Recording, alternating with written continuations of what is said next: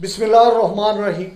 Supreme court of Pakistan के एक bench ने जस्टिस उमर अता बंदियाल साहब ने और उनके 4-1 के तनासब से जजेस ने एक जजमेंट दी है, जिसमें अज़हुद नोटिस के तहत 16,000 मुलाजमीन को बहाल कर दिया है। ये एक बहुत बड़ी खबर है और अदालत ने कहा कि मुलाजमीन को अज़हुद नोटिस के तहत बहाल कर रहे हैं।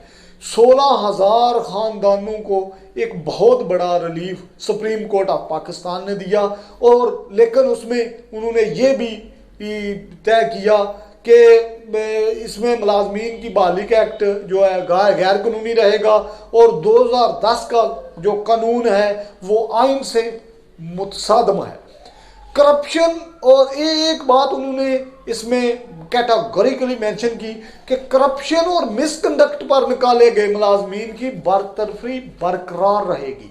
16,000 मुलाजमीन उन्होंने बहाल करने का ऑर्डर किया, लेकिन जो करप्शन और मिसकंडक्ट पर निकाले गए हैं मुलाजमीन, उनको उनकी जो बरतरफी है, उनकी जो डिसमिसल है, वो सस्टेन रहेगी।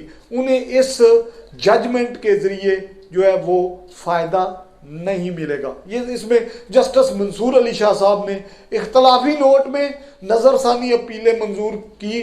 जस्टिस मंसूर अली शाह ने इख्तलाफी नोट में कहा कि पार्लियामानी निज़ाम हुकूमत में पार्लिमान सुप्रीम है, एक्ट ऑफ पार्लियामेंट की शिक 4 जो है आइन से मुतसादम है।